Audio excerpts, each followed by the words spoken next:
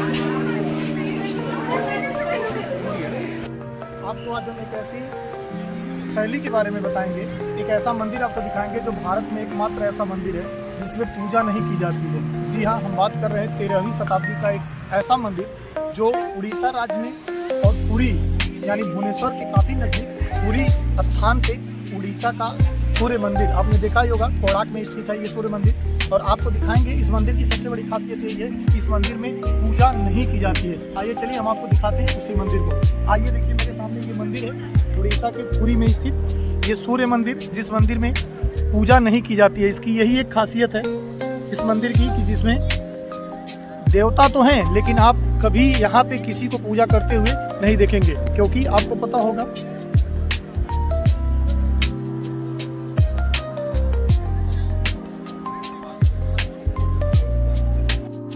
आप सभी लोग जब सूर्य की आराधना करते होंगे तो सुबह सुबह सूर्य भगवान को जल देते हुए नजर आते होंगे, लेकिन आपको बताएं ये ऐसा मंदिर है जिस मंदिर में न जल दिया जाता है न पूजा की जाती है, क्योंकि इस मंदिर की यही एक खासियत है जिस खासियत की वजह से इस मंदिर को लोग देखने के आते हैं। दार्शनिक मंदिर है, टूरिस्ट प्लेस है। आप देखिए यहाँ पे गजराज की मूर्ति दिखेगी आपको।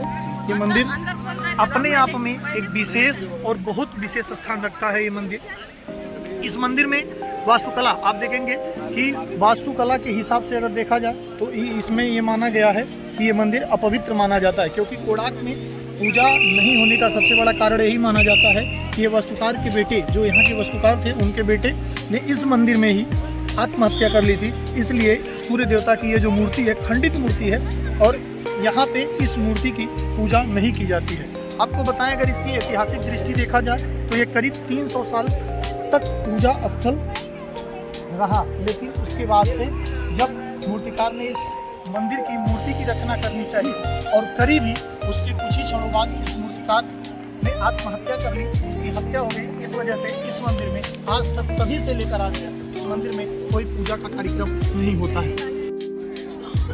इस मंदिर के अंदर अगर आप देखेंगे तो यहाँ पे इस मंदिर के अंदर एक खंडित मूर्ति है।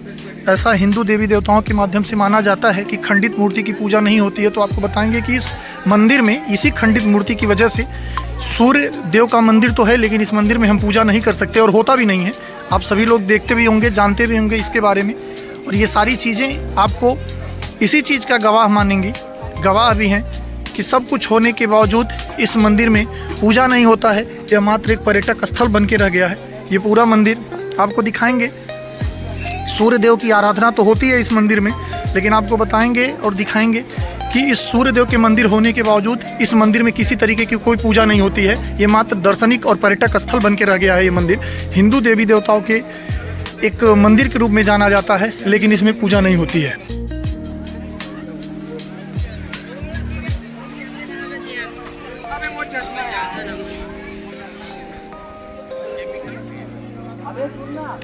इस मंदिर की अगर विशेषता बताएं तो पूर्वी गंग राजवंश के राजा नरसिंह देव प्रथम ने सूर्य देव को समर्पित यह एक विशाल रथ के रूप में बनवाया था।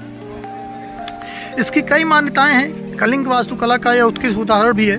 24 पहियों व 7 घोड़ों से सुसज्जित, जिसमें कामुक दृश्यों और पौराणिक जीवों की अद्भुत नक्काशी भी इसमें आपको देखने को मिल जाएगी।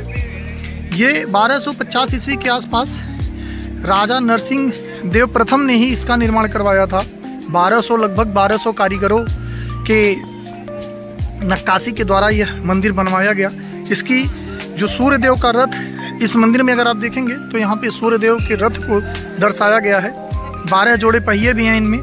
कुछ आज भी धूप घड़ी का काम करते हैं। आपको देखेंगे यहाँ पे घड़ी जो हम आपको दिखाएंगे, इसमें धूप की घड़ी है। वो घड़ी पहियों का एक तरीके से अगर बोला जाए तो परिदृश्य दर्शाती हैं। यहाँ पे जो पहिए थे उन पहियों को दर्शाता है। बलुआ पत्थर और ग्रेनाइट का उपयोग भी किया गया है इस मंदिर में। अगर देखा जाए तो बलुआ पत्थर और ग्रेनाइट के उपयोग से ये मंदिर बनाया गया है। लगभग गंग राजवंश का ये मंदिर, जिस मंदिर को काफ़ी दूर दराज से लोग देखने को आते हैं, लेकिन ये हिंदू देवी देवताओं का कहने के लिए मंदिर है।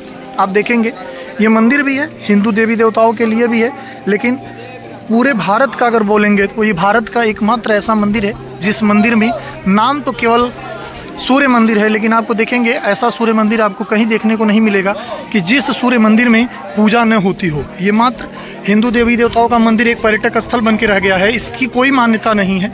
अभी सूर्य मंदिर आप सुबह के टाइम में आप यहाँ पे जल देते होंगे, देखते भी होंगे, आप करते भी होंगे, लेकिन शायद ये एक ऐसा मंदिर जिस मंदिर को मात्र अभी अगर देखा जाए तो ये एक पर्यटक स्थल के रूप में जाना जाता है और मात्र यहाँ पर्यटक ही आते हैं। इस मंदिर में कभी पूजा नहीं हुई है। इस मंदिर की मान्यता है कि यहाँ पे जो सूर्य देव का मंदिर है यह एक खंडित मूर्ति के रूप में रखा गया है। इस वजह से इस मंदिर में किसी प्रकार की कोई पूजा नहीं होती है।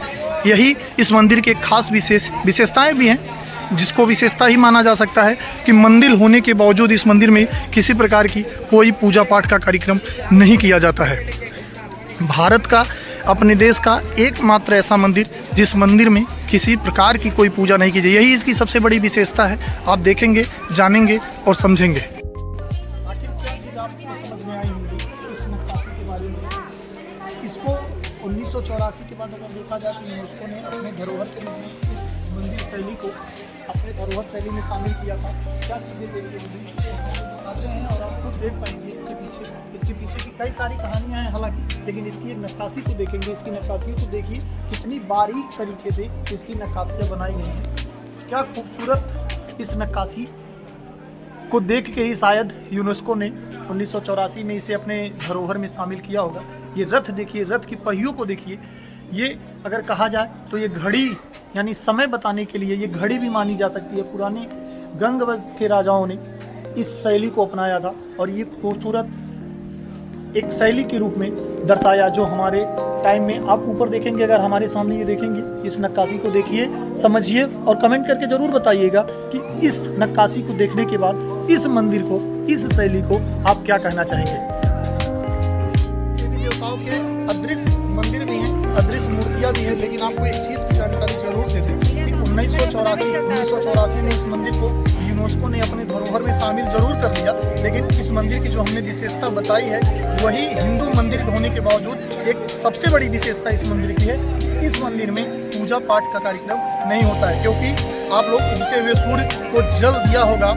अगर यूपी और बिहार की बातें की जाए तो वहाँ पे डूबते हुए सूर्य को भी अर्घ दिया जाता है, लेकिन इस मंदिर की विशेषता है कि इस मंदिर में कोई पूजा पाठ नहीं होता है। आप हमारे पीछे देखेंगे, ये सारे लोग केवल पर्यटक के स्थल के रूप में, पर्यटक स्थल ही इसको बना के रख दिए हैं, क्योंकि इसमें कोई पूजा पाठ का कार्यक्रम नहीं होता है। काफी दूर दूर से लोग आते हैं, देखते भी हैं, लेकिन पूजा की दृष्टि से इस मंदिर को मान्यता नहीं मिली है। हमारे सामने ये जो मूर्ति दिखेगी आपको, यही सूर्य भगवान की मूर्ति है।